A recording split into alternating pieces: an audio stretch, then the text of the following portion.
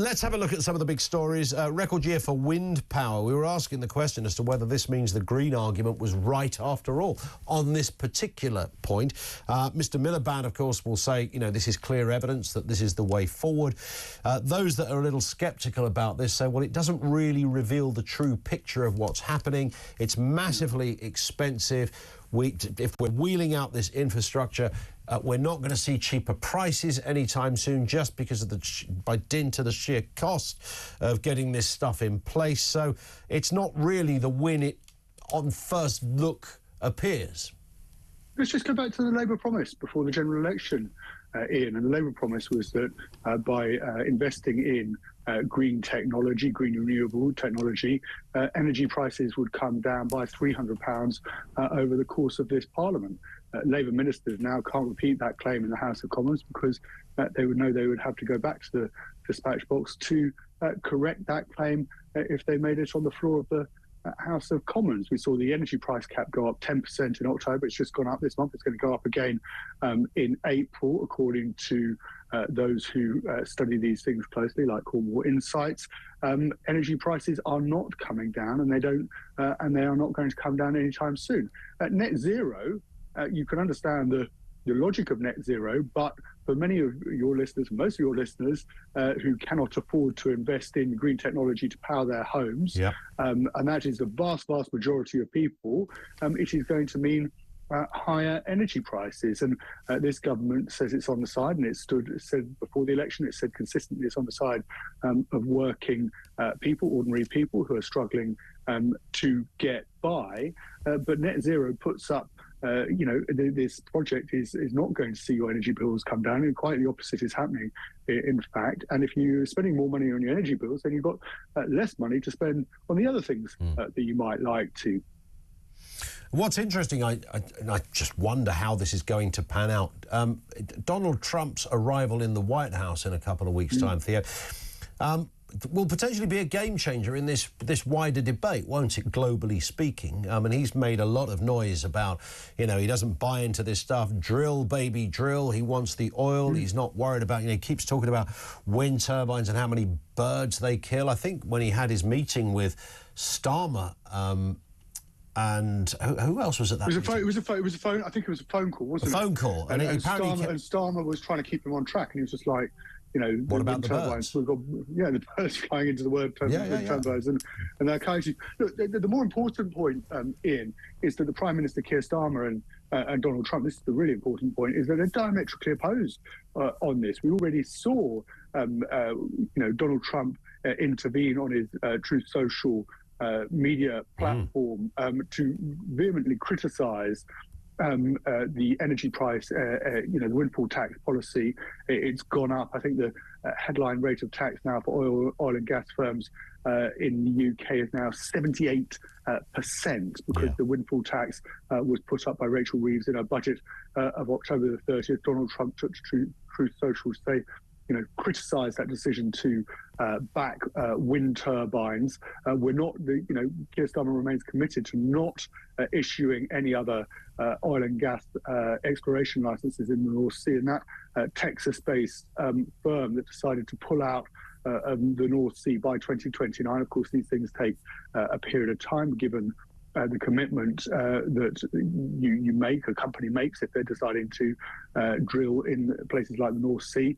Keir Starmer, Donald Trump is diametrically opposed, and he was highly critical at the very start of the year about that decision to put up windfall taxes and to see an American company, pull out of the UK. And that's not just in terms of the energy that we can get from oil and gas in the North Sea, our own interdependency. So, of course, if Russia, what we saw with Ukraine, the energy price spike with Ukraine, but this is also a sector in Scotland which employs thousands of people right across from Aberdeen and onwards, because this is a hugely important industry, and we should be, the point Donald Trump's making is that the UK should be supporting businesses to build, to explore, to build platforms to explore for oil and gas in the North Sea, because that will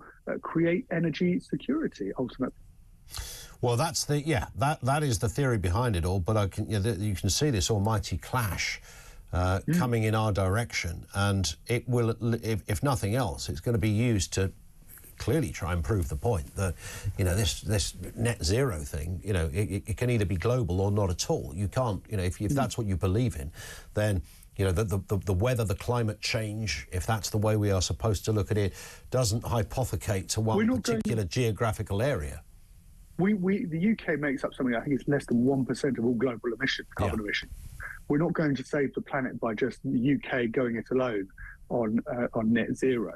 If you compare our emissions to India, to China, to Brazil, to America, we might feel good about ourselves if we go down this route, Ian. We might think we're doing our bit to save the planet, but we're not ultimately going to save the planet. And also, if you look at the way things are heading in terms of energy prices and energy bills, I'd have thought that a government that said it was committed to supporting working people and supporting and ensuring that we all had more money in our back pocket would be attempting to ensure that we have a plentiful supply of energy, even if that means that in some instances it comes from fossil fuels. Indeed. There is another interesting little fact on this. I understand that Elon Musk, in addition to all of his many business endeavours and his multi-squillion pound car empire and space rockets, also is producing solar panels for domestic use. Now, if that is the case, one might assume that the benevolence and the sheer heady levels of only being interested in the good would continue, and Mr. Musk will be attempting to ensure that American energy policy doesn't quite look in the way that Trump might have envisaged it, and he flogs everybody solar panels for $5 a time or something. Well, what was really interesting about this is at the middle of October last year, I did an interview with the boss at LinkedIn. And they obviously study lots of metrics about what companies are looking for, what is needed in the economy. And she made the point to me that ultimately in the green economy, we just do not have enough people to fit the solar panels, to insulate the homes, to fit the heat, the heat pump boilers. That there just wasn't. We hadn't put in the investment to ensure that we have the workers with the vocational skills to move to a green economy. Wow. And that if Keir Starmer and Ed Miliband want to be successful in doing that, and it's all very well talking a good game in terms of moving to net zero, but we need to make sure we've got the people on the ground who can fit the solar panels or the heat pump boilers and make sure that and insulate the homes. These solar panels, they're incredible. I've seen them. One of my friends has got them on his house, and he actually puts money back into the grid. But they're incredibly expensive. I mean, he's a multi-millionaire. Yeah. And I could go to his house and you see his solar panels, and it's right across the roof of his house. And then you go into his shed, and he has all of these batteries. So on the days that the sun doesn't shine, all of the energy that's being collected on the days that the sun was shining is then used to power his home. And there's a surplus there to put the money back into. But that's tens and tens of thousands of pounds. Yes. But it's tens and tens of thousands on every of pounds. Single house. And people don't have the money to spend or to make that outlay. And there was a scheme where actually there was people were looking at doing it, but then you attach the debt to the house. So when you actually come to sell your house in a few years' time, because you've attached the debt to the house, because you then have solar panels, you need to persuade somebody not just to buy the price of pay for the price of the house, but to accept the fact that they're going to have higher energy bills, because they're going to have and they might not like panels, so you've got all of those issues. Let's move to Robert Jenrick. Immigrants are coming to Britain with medieval attitudes to women. Yvette Cooper, of course, is promising to tackle child abuse cover-ups, implementing some of those Baroness J recommendations, none of which, as I understand it, I think there were 20 recommendations. I don't think they've seen the light of day yet. The Tories said they were on it, but just didn't get chance to find parliamentary time for it. But she says she will. Jenrick saying, look, there's an elephant in the room here. I guess the only question mark I have over this is that Mr. Jenrick was literally the immigration minister, and I don't remember him saying this at the time. Yeah, you're quite right. What's really interesting is the dynamics this story speaks to between the Conservative Party and Reform UK. As you rightly say, Robert Jenrick was the immigration minister. And what happens with Conservatives facing Nigel Farage is that in order to convince voters that Conservatives can still appeal to Reform voters, because they were in power for 14 years and didn't act on this particular issue, they're now Johnny-come-latelys, and so they have to overcompensate.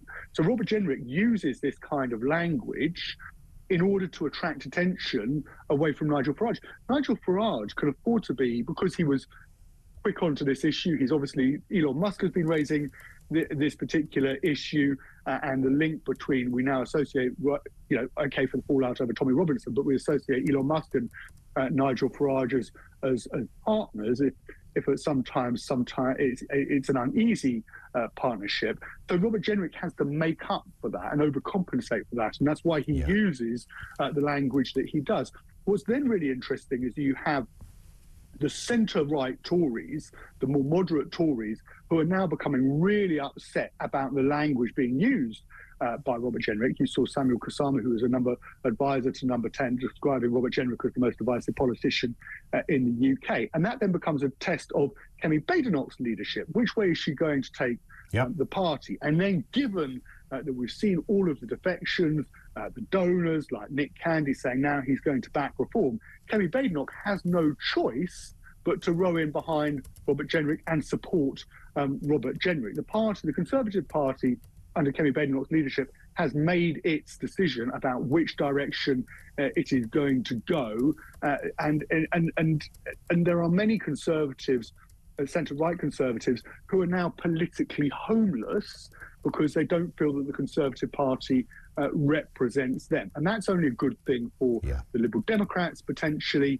because, of course, they won 72 seats at the general election. The Conservatives, by moving more to the right, are actually occupying a space that predominantly now is the domain of Reform UK. And I can't see them being successful in convincing voters, despite whatever language Robert Jenrick or others use, of actually convincing voters that they're the real deal over Reform UK. I think Nigel Farage has got this one sewn up. I think voters, your listeners, they're not stupid, Ian. They know when people are jumping on bandwagons or coming, suddenly pretending, saying that they're interested in something when they didn't actually do anything. Well, indeed, and you've got to feel sorry for Jess Phillips on this one, and I do find it odd, given her CV of campaigning in this area of protection of women and young girls. But nonetheless, as a minister, she is merely saying exactly the same thing as previous Conservative ministers. It's almost exactly the same line. And the people I feel sorry for the victims. And they haven't had, none of the 20, I think it was 22 recommendations from the Alexis J report. We're only now talking about that when, as a result of the story coming, hitting the headlines as a result of Elon Musk and Reform's intervention. None of those, and Alexis, it has been admitted as such by those who are behind that report. None of, this was not a priority until. Those in Reform and those around Reform and Elon Musk made it a priority, and the action hadn't been taken. And you never condone, and I understand the argument that's made by the Prime Minister, Keir Starmer, about the way that Jess Phillips had been smeared in this campaign. But your starting point, and this is why I think he came across as being tone deaf, your starting point has to be the priority is the victims and ensuring the victims get justice. So that this never happens again.